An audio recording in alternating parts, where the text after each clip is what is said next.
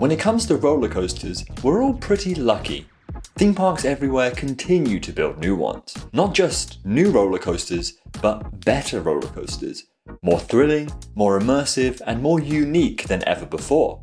Despite the pandemic, we've had countless new rides open that are regarded as some of the best. Phantasialand's Fly opened in 2020. VelociCoaster at Universal Islands of Adventure and Ride to Happiness at Plopsaland Japan opened in 2021. While Epcot's Guardians of the Galaxy Cosmic Rewind and Gwazi Busch Gardens Tampa both opened in 2022. All of these roller coasters push the limits of what rides can do, and I'm very fortunate to have ridden quite a few of them. I made a video about my own personal top 10 roller coasters back in 2019, and honestly, I didn't feel like my list had changed enough to warrant another. Until now, that is.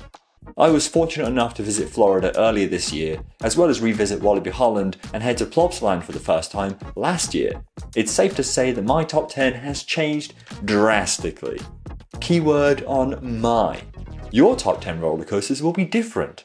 You'd probably even order the top 10 rides I'm about to mention differently too. And that's fine. Hopefully, I'll get across why I love these rides so much that you can appreciate my point of view. So, without further ado, starting with a bang, it's Guardians of the Galaxy Cosmic Rewind. Epcot's first roller coaster hit the nail on the head. I'm not a fan of indoor roller coasters because I believe most are gimmicky. You know, you build a box, you turn off the lights and stick a few sparkly lights inside, and job's a good 'un. Cosmic Rewind is not that. Kind of. Even if you don't care about Guardians of the Galaxy, the ride is just fun. It's a masterpiece when it comes to enjoyment. First, it marries ride hardware with screens incredibly. Vekoma's spinning trains aim your gaze at these storytelling moments, helping to create a thrilling roller coaster, dark ride, hybrid thing? Secondly, the music. It's a lottery with 6 different songs, but when you get the one you want, it just makes the experience so much better. Third, the layout. It has launches, lots of twists, backward sections, and even more. Cosmic Rewind is not intense, but it takes all 3 of those things to make it incredibly fun, incredibly re-rideable, and incredibly awesome. Hence, number 10.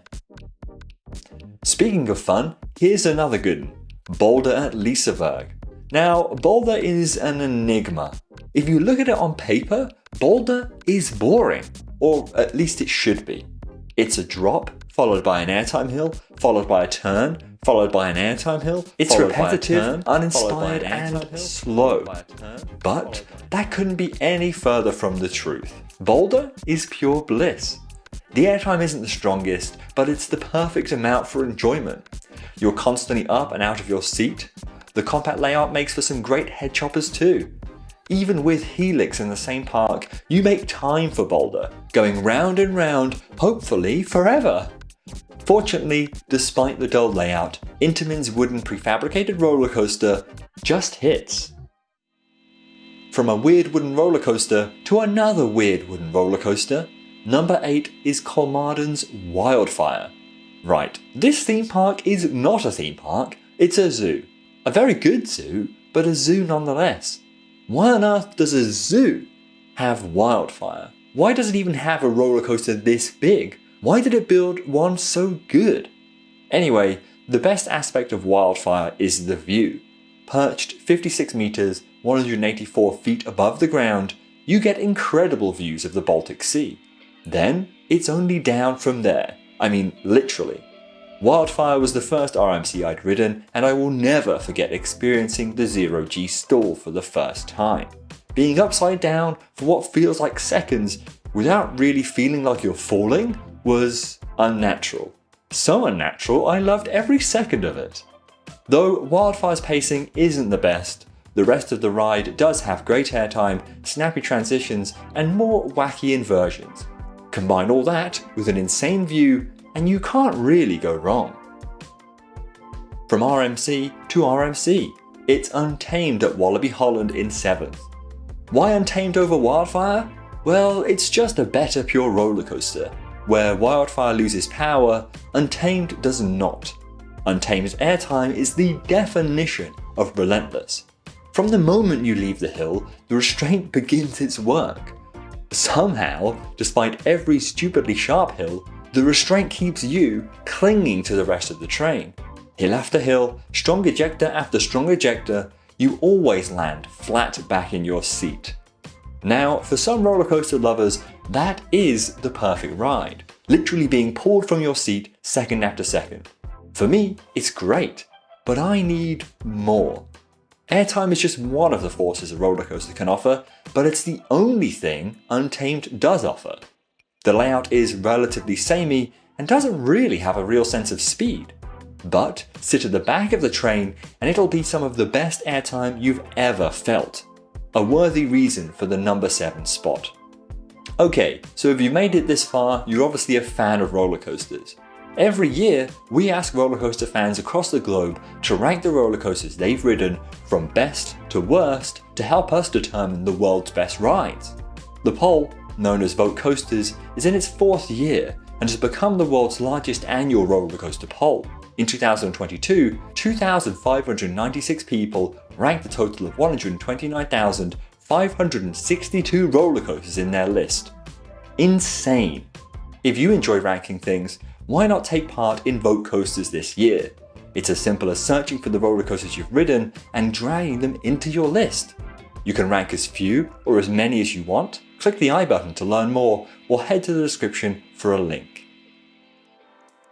Okay, it's now time for a change of pace. A good old-fashioned launch coaster.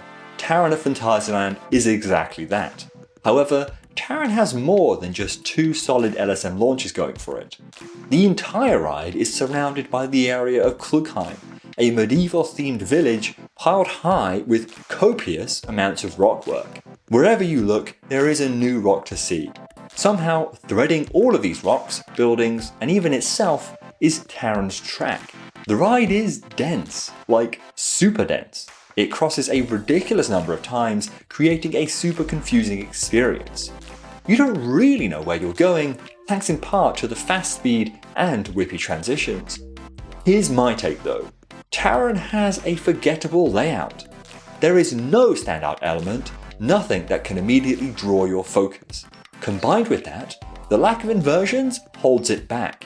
There's only so much that can be done with twists and turns. Sometimes a good inversion really helps to elevate the entire experience. Just look at VelociCoaster. Despite all this, Taron is an incredible roller coaster, one that has spawned so many other launched rides like it. Just look at VelociCoaster. Again. From launch to launch. Number 5 is Liseberg's Helix. First up, Helix's launches are not good, nowhere near Taron's for example. But Helix doesn't need launches to be good. The ride has one of the best layout designs ever. It's a phenomenal pure roller coaster. Add that to the fact that it's literally built on the hillside and you're on to a winner. Helix has airtime, has speed, has force, has pace. And honestly, it also has the best element progression I've ever experienced on a roller coaster. The airtime hill, followed by the 0G roll, followed by the Helix, is incredible, godlike almost. It might not look it, but it really is. The ride also starts instantly, falling out of the station, and seems to last forever. Despite the tame launches, Helix's consistency earns it the number 5 spot. Give it more theming, and it'd climb even higher in my rankings. For 4 years, the Schwerdes Kärnan at Hansa Park was my favourite roller coaster. By riding this ride, I finally realised what it was about roller coasters that I liked so much. It's almost a ride designed just for me. First, theming. I mean, look, the whole drop is encased in a huge theme tower. The queue features even more theming, as well as a one-of-a-kind pre-show. Then, you experience another one-of-a-kind element before the ride even really begins. Then, you plummet down, get crushed into your seat, fly back out of it, undergo several stupidly whippy elements at blistering speeds, and then head back towards the station. My perfect roller coaster checklist is as followed. Theming, check.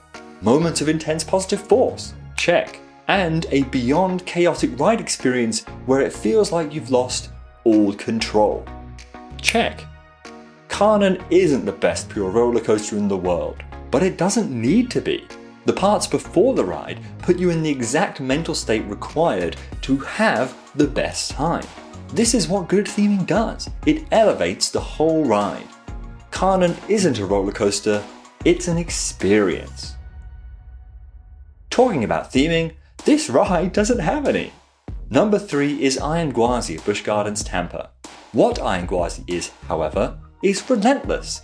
The ride does not stop whatsoever. From the moment you plummet down that first drop, you're going stupid speeds through stupidly cool elements with stupid amounts of airtime. There's no break, no pause. Even when you hit the brake run at the end, you're carrying ridiculous amounts of speed.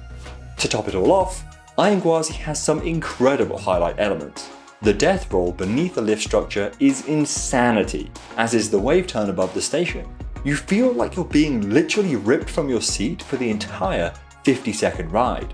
It's not the longest, but it really doesn't need to be.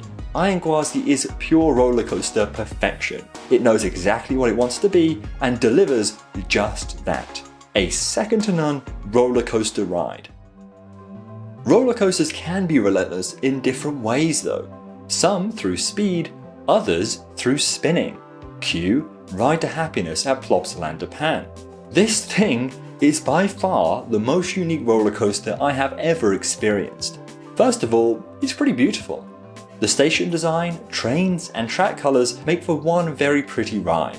Include the fantastic slow heartline roll at the beginning, and you've got yourself a spectacle. Ride to Happiness feels like it's been designed to really accommodate the spinning trains. The spin enhances each element. It doesn't feel unnatural or an afterthought, it's one and the same. And the spinning creates a different ride every time. Ride to Happiness almost becomes a lottery.